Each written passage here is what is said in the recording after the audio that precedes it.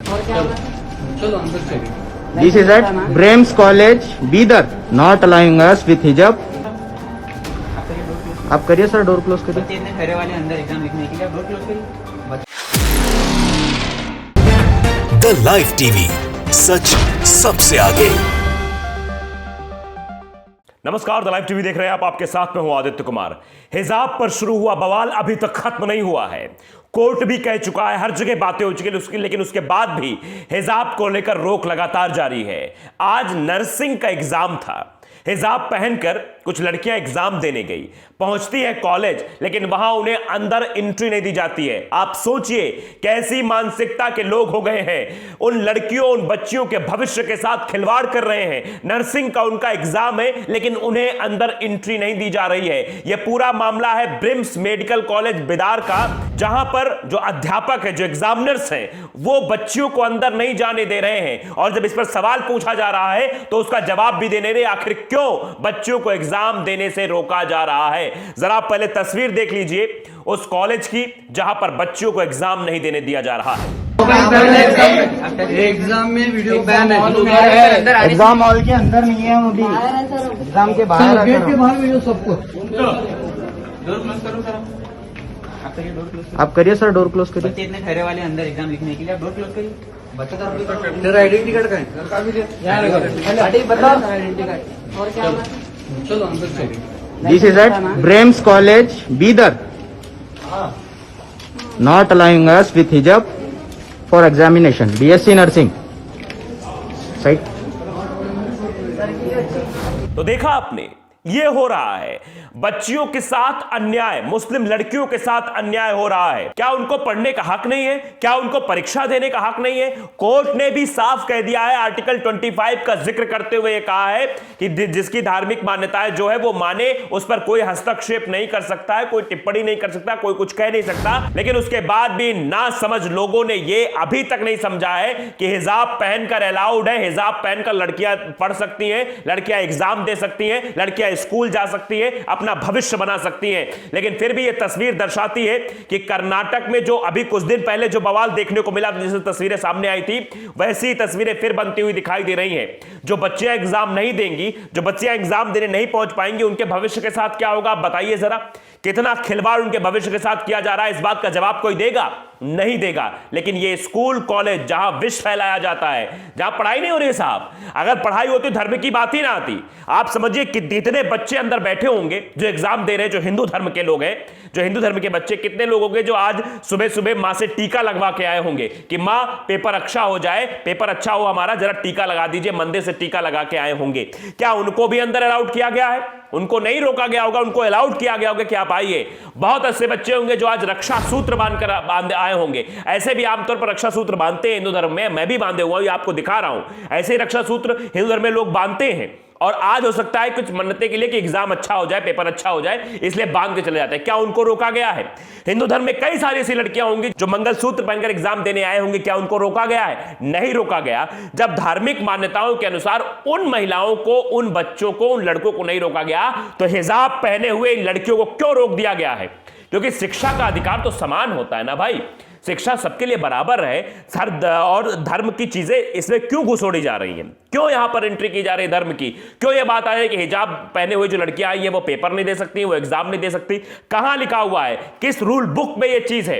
यह जब पूछा गया तो इसका जवाब भी वहां का कोई नहीं दे पाया कि इस बात का जवाब दे दे कि आखिरकार कौन से रूल बुक में लिखा है कि हिजाब पहनकर लड़कियां एग्जाम नहीं दे सकती हैं, हिजाब पहनकर एंट्री नहीं कर सकती हैं। आपने देखा तस्वीरों में किस तरह से लड़कियां वहां खड़ी हुई हैं, अब इंतजार कर रही है कि भाई उन्हें एग्जाम देना है। मेहनत की है उन्होंने, और मेहनत के जरिए वो यहां पर आई हैं कि आज एग्जाम देंगे। लेकिन यहां पर इस तरह का जो विष फैलाया जा रहा है आप देख रहे हैं।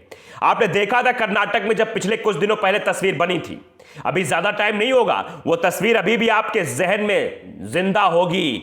Union of the state, state of the union जिसको कहा गया था, जिस लड़की ने इन भगवाधारी गुंडों के आगे झुकी नहीं और अल्लाह अकबर का वहां नारा लगाया था, जहां जय श्री राम का नारा वो लोग लगा रहे थे।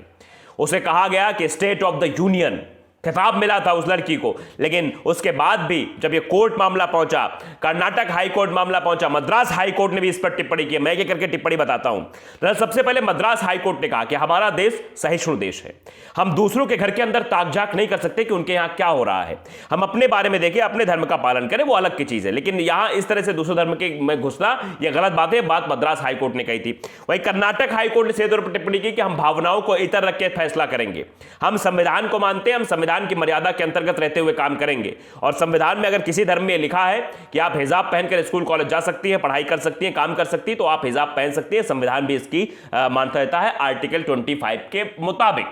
और कहीं भी हिंदू धर्म में नहीं लिखा हुआ, किसी भी धर्म ग्रंथ में नहीं लिखा हुआ कि आप साफा पहनकर जाइए। वो जो भगवा साफा उस दिन पहने गए थे वो लोग, भगवा सेहरा लगा गए थे और ये पटका पहनकर गए थे, ये कहीं नहीं लिखा हुआ है। लेकिन सिर्फ और सिर्फ ऐसी ही चीजें की जा रही हैं। जो हिजाब पर बवाल बचा हुआ है, ये दरअसल हिजाब का कोई बवाल नहीं है, ये एक धर्म को टारगेट करने के लिए शुरू हुआ है।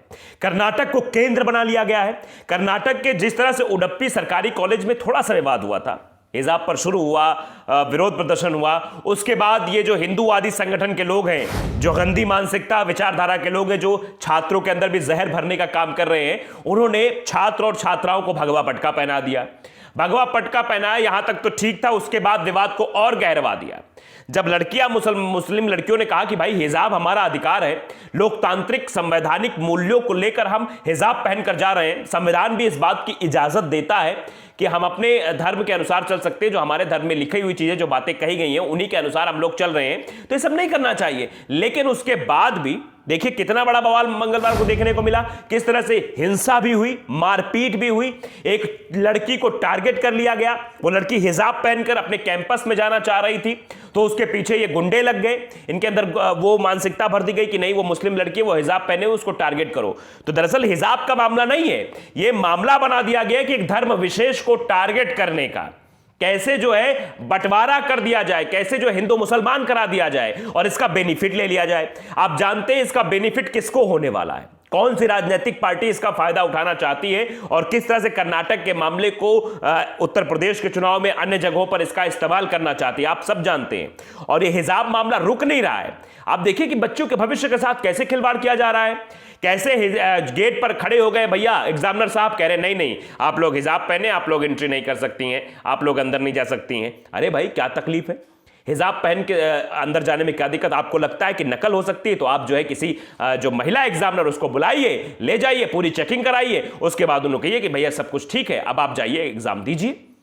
आप ये कह देंगे नहीं भैया ये जो हिजाब पहन के आए, हिजाब पहन के आएंगे तो एंट्री नहीं होगी। जैसा मैंने शुरुआत में ही कहा, हिंदू धर्म की कई सारी महिलाएं ऐसी होंगी जो मंगलसूत्र पहन गई होंगी, चूड़ी पाजेब पहन गई होंगी, क्या उन्हें भी आप रोक देंगे? नहीं, आप जो है ये सब बाहर उतार के आइए। ये धार्मिक मान्यताएं होती हैं और इसी बात को लेकर मद्रास हाईकोर्ट ने कहा था कि भारत अनेकता में एकता का संदेश देता है, भारत में सभी धर्मों का सम्मान होता है, इसके लिए बड़ी बड़ी कसीदे पढ़े जाते हैं। अन्य देश जो नहीं कर पाते वहां ये भारत करता है। भारत एक डेमोक्रेटिक कंट्री है, लोकतांत्रिक व्यवस्था है भारत में, सबको जीने का अधिकार है, सबको अपने धर्म के अनुसार रहने का अधिकार है, धर्म के साथ धर्म का पालन करने का अधिकार है। लेकिन फिर भी इस तरह की चीजें निकलकर सामने आएंगी कि बच्चों को एग्जाम नहीं देने दिया जाएगा, स्कूल कॉलेज बंद हो जाएंगे, 3-3, 4-4 दिन स्कूल कॉलेज बंद रहेंगे, लड़कियों को पढ़ने नहीं दिया जाएगा। तो ये सीधे तौर पर यह दर्शाने और जताने की कोशिश है कि बर्बादी की ओर ले जाया जा रहा है इस देश को बांटने की कोशिश की जा रही है। जो अंग्रेजों ने उस वक्त किया था, अंग्रेजों ने देश को बांटा था, जो खाई पैदा की थी और आपस में लड़वाया था लोगों को कि ये दोनों आपस में लड़ जाएंगे, हम राज करेंगे बाकायदे कायदे से, यही काम अब ये जो है कुछ राजनीतिक पार्टियां और कुछ फर्जी हिंदूवादी संगठन कर रहे हैं कि आपस में लड़ाई हो जाए, हम राज करते रहें, ये लोग बंटते रहे, हमको वोट करते रहे, हमारी दुकान चलती रहे। ये इसका फायदा उठाना चाहते, शायद इसीलिए अभी हिजाब का जो मामला ठंडा नहीं हुआ है। तो लाइव टीवी को अगर आपने सब्सक्राइब नहीं किया, सब्सक्राइब जरूर करिए, बेल आइकन दबाइए ताकि सच खबर आप तक पहुंचती रहे। नमस्कार। द लाइव टीवी, सच सबसे आगे।